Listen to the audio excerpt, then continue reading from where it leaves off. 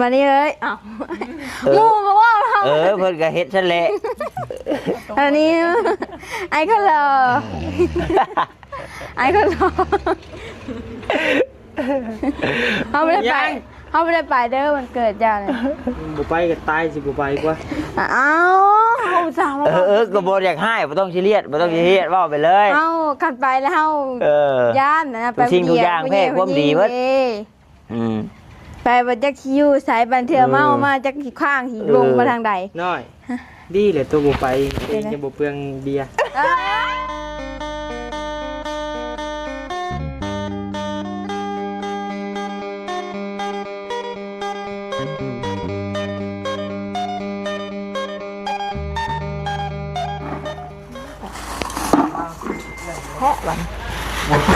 คือบัดนี่น้อยเอ้ย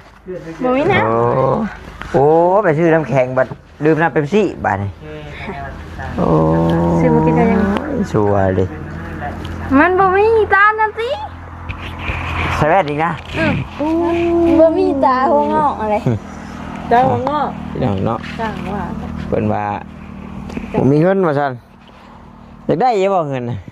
เฮ้ยบ่อยากได้เงิน บ่จะบอกได้ใช้พักจะพักควบก็สิให้อยู่พี่น้องที่โดนบอกพักควบมาหน่อยเลยโดนใส่เวลาโดนมื้อนี้ก็นอนได้ตื่นนึงมื้อนี้ก็ได้จนงูๆงีดๆอยู่เลย เพื่อมาทางหมู่มันยากเลยทางขอเลยสิไปไว้ไปยันแถวนี้เลยมาที่นี่เกือบเข้าน้ำบักจับ ได้ก็อย่าดอกสบายดีก่อนเลย สวัสดีเด้อ โอ้ยพี่น้องเนาะจังใดก็ขอกราบทักทายสบายดีเด้อพี่น้องเด้อเนาะ FC กันเบิดสุขุทุกคนพี่น้องเอ้ยบ่ว่าทางฝั่งลาวฝั่งไทยเด้อทั้งต่างประเทศนำเนาะก็ยินดีต้อนรับเข้าสู่ช่องของบ่าวตาบ้านเฮาคือเก่าพี่น้องเอ้ยมื้อนี้ก็มีแนวสิเว้าน้อยๆเพิ่นอยู่มาพี่มาแย่นเขากันอ้ายเพิ่นอยากนอนอยากตัดคลิปสุดออกมาโอ้พี่น้องเอ้ยแดดทั้งแดดฝนตกหน่อยนึงมันหลุดเข้ากันคักปานนั้นอยู่นี่ละอยู่กระท่อมทำใจละทำน้อยทำใจมาซาลีกันนี่นะบัดกกตัวบ่นี่บัดมันกระซื่นได้หน่อยกับจังหน่อยโหดบักเด้อ คำแล้ว คำละตัว ลื่นยุ่น โอ้ยมันสิชื่นสิชีดหยังตัวจักโมงแล้วนี่ 12 โมงครึ่ง แม่นบ่ วันเอาฮด4-5 โมง เอาใหม่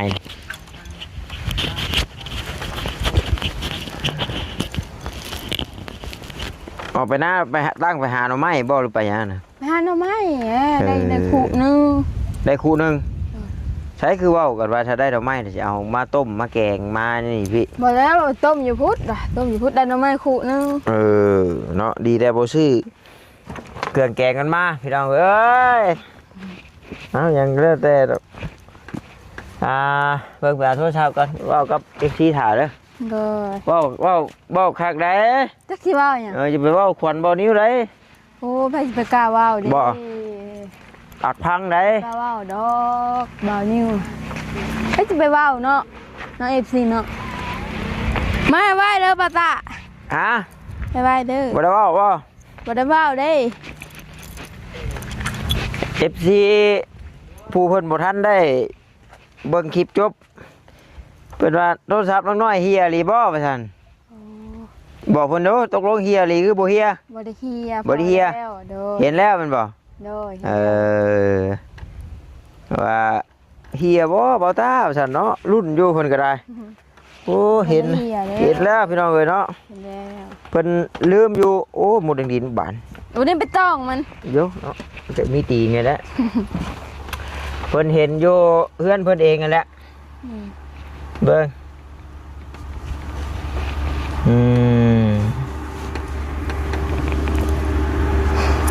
ปึ๊บสัญญาณบ่แห้งอันนี้เลยปึ๊บ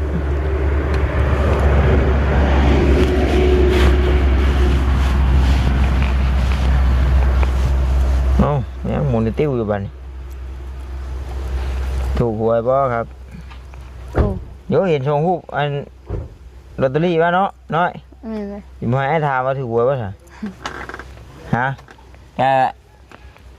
ถ้าคือโทรศัพท์เฮียมีโทรศัพท์จะเครื่อง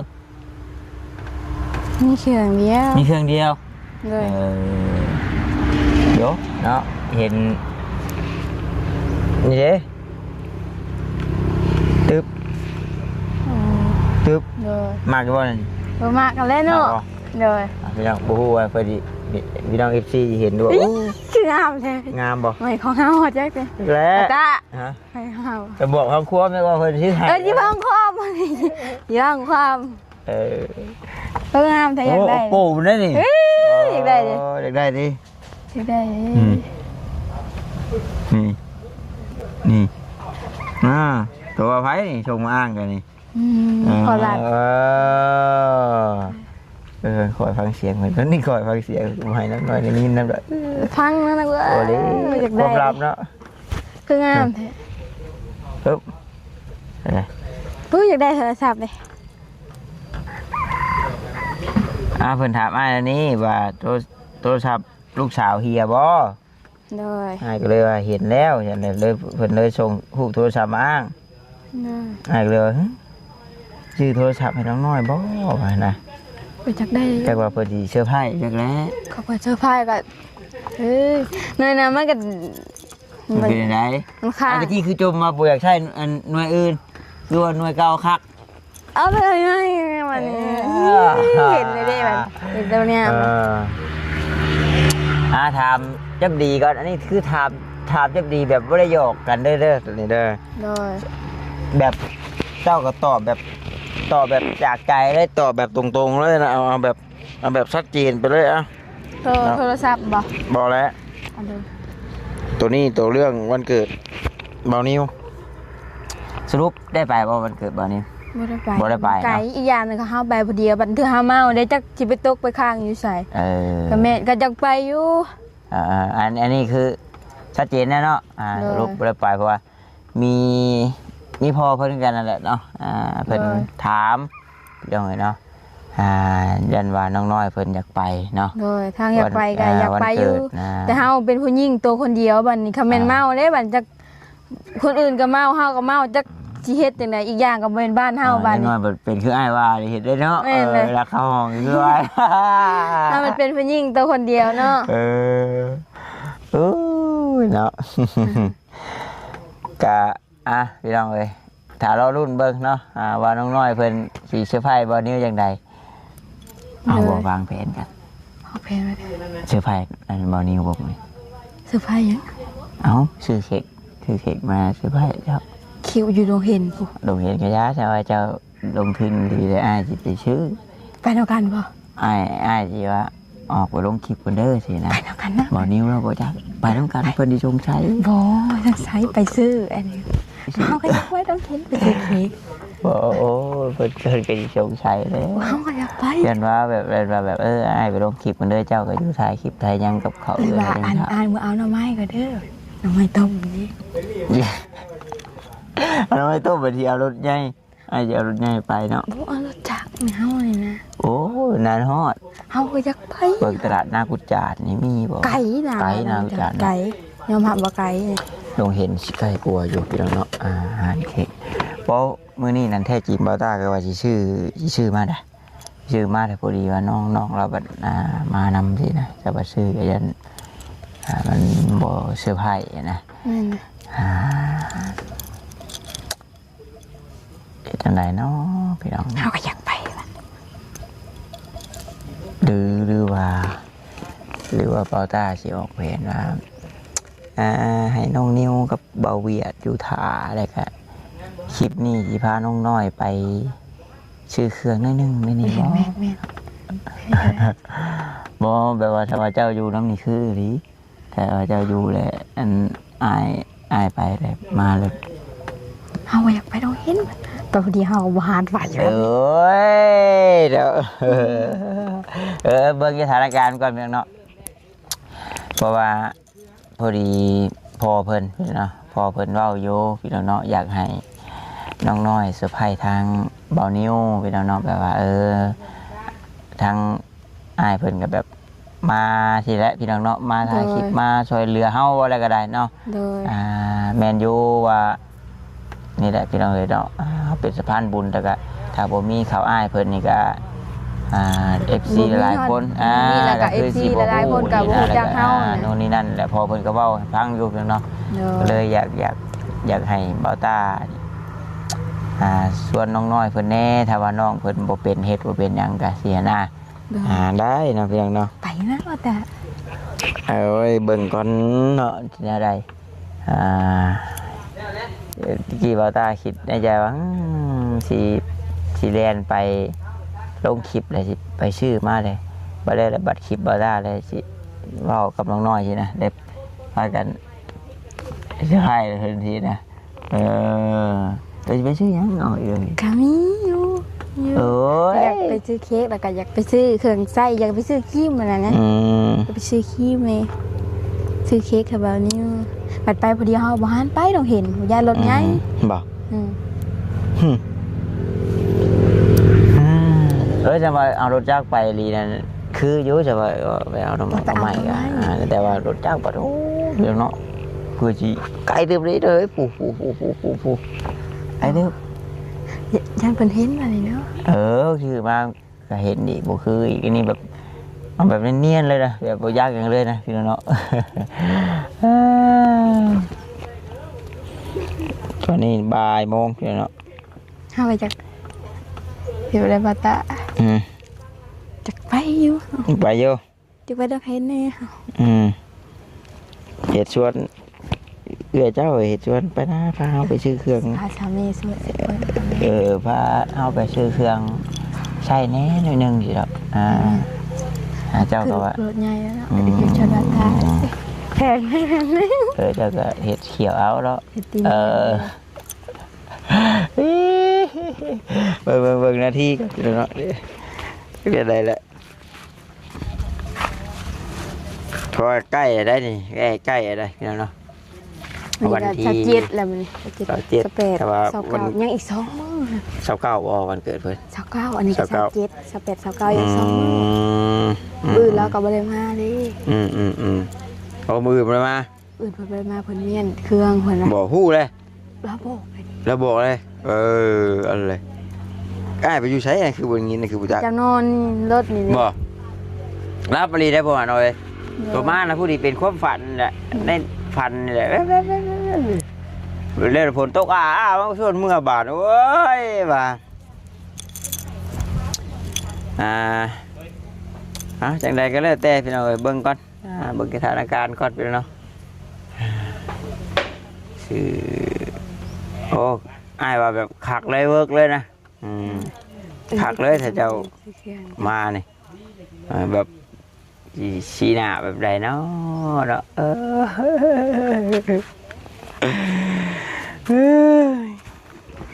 แล้วตัวกระบอกชื่อขนมปังมาขนมปังไม่ใช่ขนมปังก้อนนึงเสียไปบีเบอร์เดย์เท่าอยู่เลย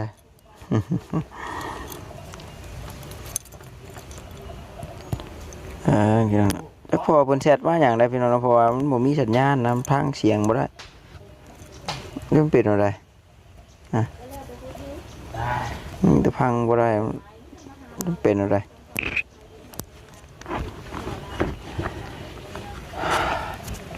ปีนางน้องนิวเพิ่นก็หาอยู่เพียงเนาะไปได้ฉันเนาะวันเกิดเฮาถึกมือวันจันทร์บ่น่าจะแม่นเอามือสเปะแม่นป่ะถึงมือวันจันทร์เนาะสเปะถึงวันจันทร์29พี่น้องเอ้ยแต่ว่าคือกลางเว้นน้องน้อยแล้วก็อาจจะกล้าไปอยู่บางทีแม่นเลยแต่นี้เป็นกลางคืนFC เพิ่นบางคนเพิ่นก็ว่าอยากให้ไปบางคนเพิ่นก็เป็นห่วงพี่น้องเนาะแม่นเลยใจลึกๆก็อยากให้ไปแต่ว่าใจลึกๆก็แอบเป็นห่วงน้องเพิ่นอยู่ว่าซั่นหาบัดไปเพิ่นยิงตัวคนเดียวจะสิเป็นได้แล้วก็พอดีพ่อเพิ่นก็เลยแบบลองถามน้องน้อยแบบจริงจังลองเบิ่งอยู่สินะสรุปไปบ่หรือว่าบ่ไปเลยก็ถ้าน้องน้อยเพิ่นไปก็ก็คือว่าแล้วพี่น้องเนาะดีใจน้ำแต่ก็แอบเป็นห่วงอยู่เพิ่นว่านะมันไกลพี่น้องเนาะแต่คือน้องเพิ่นแต่คือสมมุติน้องน้อยเพิ่นมีหมู่มีหยังหลายคนแบบ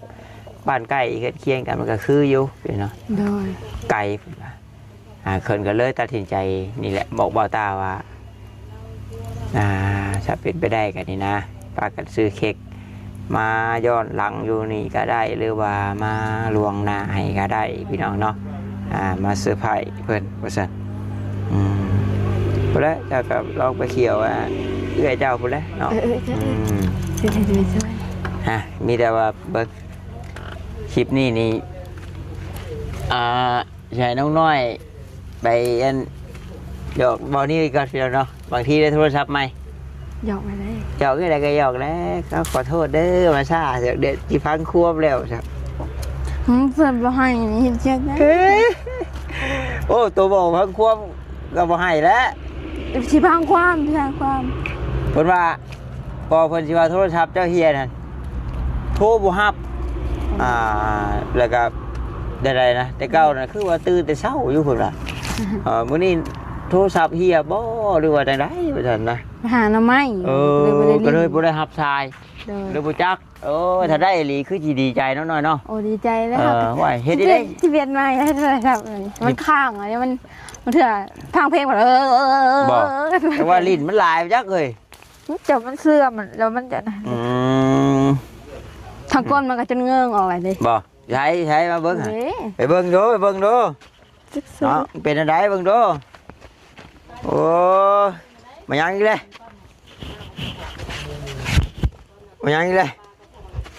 โอ้ย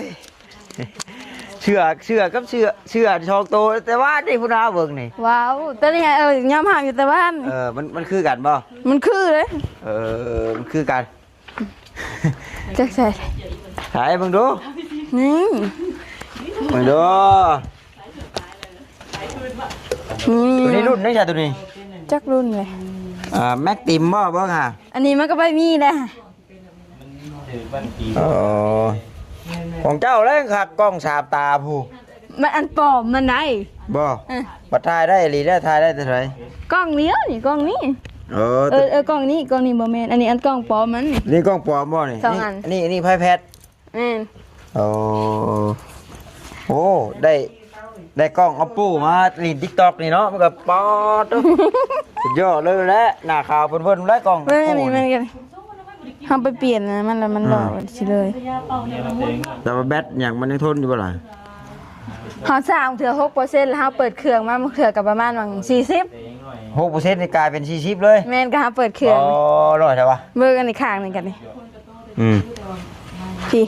จาก 6% เป็น40เลยโอ้ยเนาะฉันอยากได้ก็ลองขอน้องนิ้วเพิ่นดีๆบางทีเพิ่นให้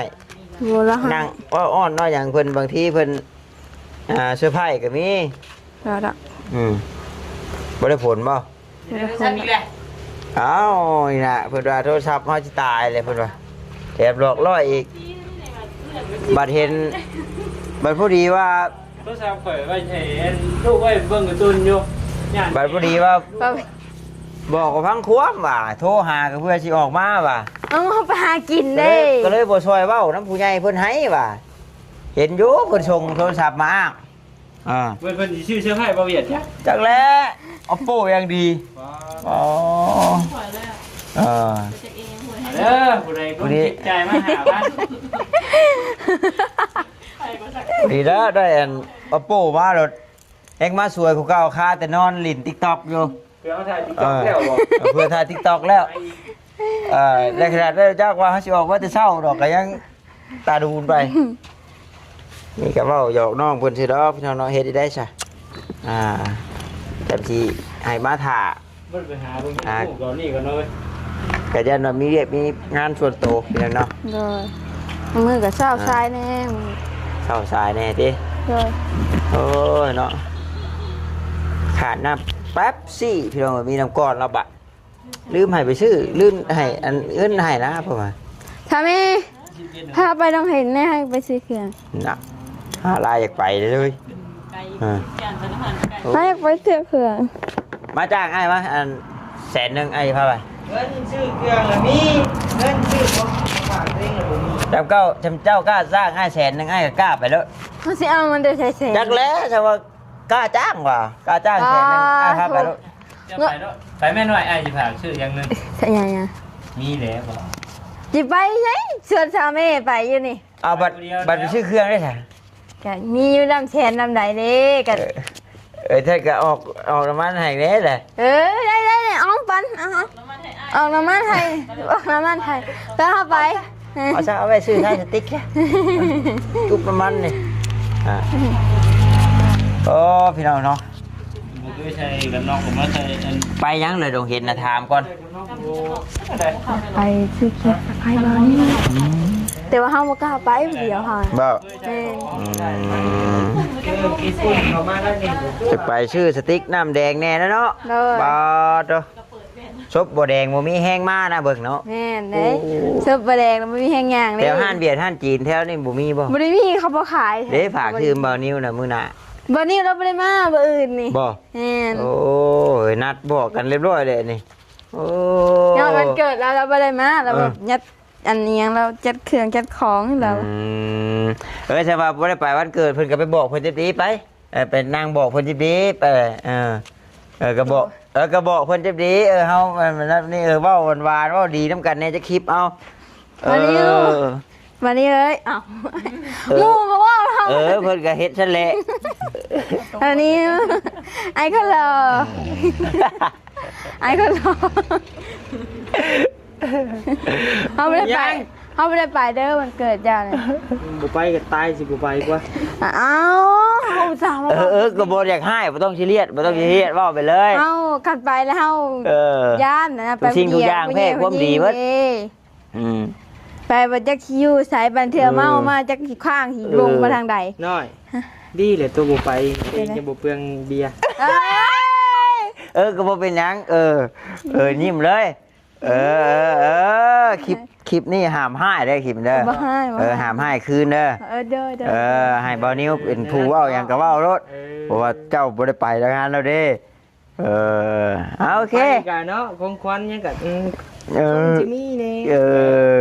มันใกล้ยอดมันเกิดง่ายก็แบบเป็นจักดอกเป๊ปซี่เนาะมาถ่ายคลิปจังได๋ชื่อว่า อ่านมาออกเงินให้อ้ายมาอ้ายภาพไปมั้ย บ่ไปกะ ไปชื่อที่นี่แหละจุ๊บดูตัวนี้เก็บไว้มาใหม่นะพอแล้วมา เดี๋ยวไว้จุ๊บของแดงหูสูบไปเองสรุปกับเพิ่นครอบกันเด้อพี่น้องเด้อเนาะเพิ่นบ่ได้ไปเพิ่นว่าสวัสดีก่อนหนุกมือไทย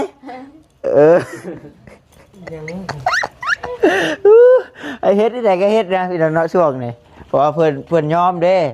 เพิ่นได้รู้จักใหม่ครับเพิ่นบ่ได้ไปเด้เนาะเพิ่นบ่ได้ไปเด้ให้เพิ่นครอบเพิ่นก็ครอบแล้วเพิ่นว่าโอเคพี่น้องสวัสดีเด้อพี่น้องเด้อบ๊ายบาย